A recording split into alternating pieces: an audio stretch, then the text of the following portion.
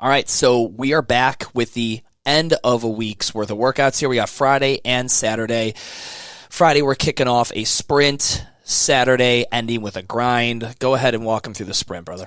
So sprint days, we'll have that dedicated lift to start off. On those lifts, we typically do stuff that is more, what would you say, more bodybuilding-esque almost? Yeah, the lifts in sprints, which we will, I know like we didn't include this in here. I'm trying not to make this video longer than it already is going to be, but we will be going over at a high level and then obviously a deeper level for our licensees, but we will be going over lifts and what we look at in a strength training session. But yes, I would say that our sprint days, because there is no tempo in the actual move portion of class, because it's a sprint, we are doing a lot of compound hypertrophy, very bodybuilding-esque lifts. But our sprint workout, so moving for 60 seconds, resting for 60 seconds. We have 2 couplets. The first one's going to be 8 devil press, follow it up with 10 thrusters for 6 intervals. And then the second one's going to be 10 burpees plus 10 calories on the erg for 6 intervals again. On these, it says move for 60, but with that being said, if we had somebody who was getting through the 8 devil press and the 10 thrusters in under 60 seconds, they're going to stop and take that extra rest time. So if it takes them 45 seconds, they're done. They'll rest the remainder of that 15 seconds, so the rest of that move interval, and then they'll get 60 seconds of rest on top of that.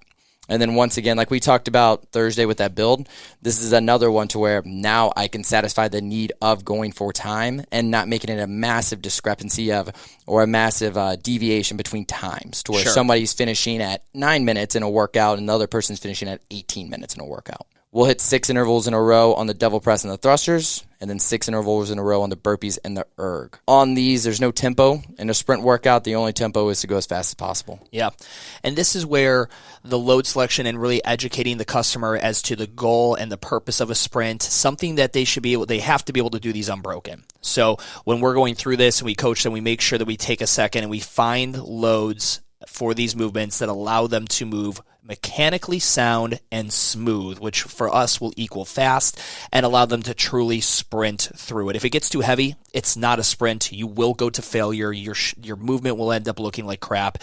And so it's very important that when you're picking and pulling from these different movement patterns, like our buckets of movements, we are going ahead and we are looking to throw some, antagonist movements together. Like, because you have this devil press, which is this very much more of a hybrid movement, also with the hybrid movement of the thruster. So we are thinking about that, and we want that because it's 18 total reps. That's not a lot of reps in the realm of HIIT style group strength and conditioning, but pairing them together with the heightened heart rate and the this sprint environment that we create, it is very taxing. And that person who hits 45 hits it and gets that extra rest, those of you who really dial in on anaerobic efforts and you really understand, like, whoa, so sprints, you want them to go 100%, but you're only giving them a 1-to-1 work to rest ratio. Trust me, we as much as anybody understand that you cannot truly sprint with a 1-to-1 work to rest ratio. However, we're not running optimal strength and conditioning for any single individual.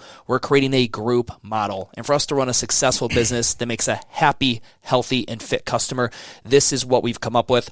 Yeah, because, if you take enough rest time to make this a true sprint, it's super boring for the general population. They're going to get extremely bored. They're going to walk away in that 3 minutes of rest they're getting. The other thing to keep note of here is the goal isn't to finish. The goal is for everybody to try and finish this under time, but I'm not scaling people to get them to finish every single round. It should be a struggle and a push to try and finish this under that 60 seconds.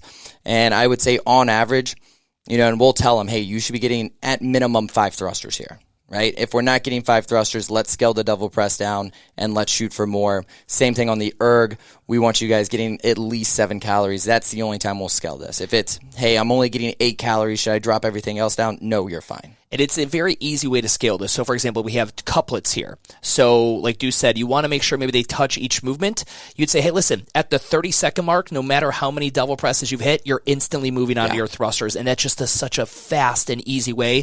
Instead of like, okay, you only do 6 devil presses, and you're going a little faster, so I'm actually going to have you do 7, take 1 off, just 30 seconds for movement 1.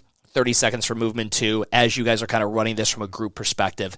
And then we go ahead and move into Saturday, and you've got a good finisher on a Saturday. I feel like grinds on Saturdays are always a good one. Everyone's kind of sweating out a Friday night kind of scenario. Walk us through and bring us home on the week. So our grind today, we changed up the interval a little bit. So we're going to move for 8 minutes, rest for 1 for 4 total intervals, starting with 18 calories on the erg or 18 break dancers for the other 2 intervals.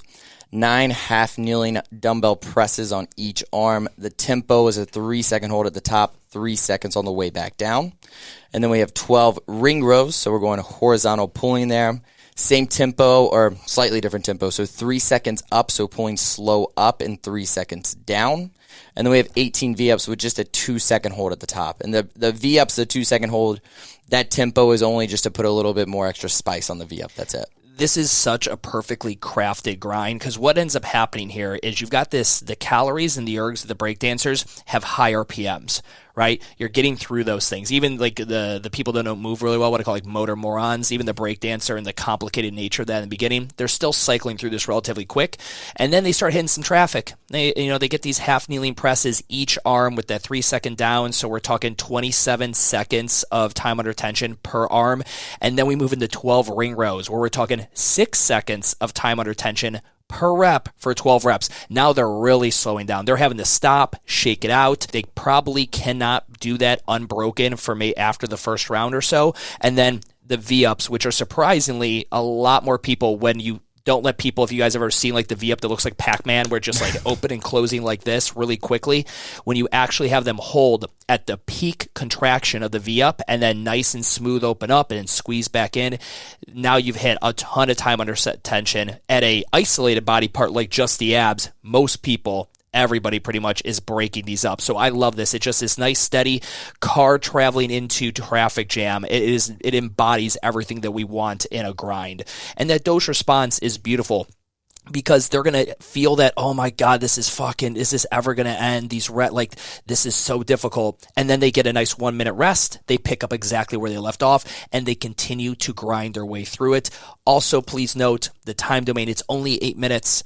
So it's a short time domain interval, yet we're doing 4 total rounds of it. And by allowing them to pick up where they left off, they're not being biased on any one side. Like, oh, I always have to start back at the beginning. I never fully get to the V-ups, whatever. Right. They're getting through everything in a very even fashion as far as that goes. Yeah.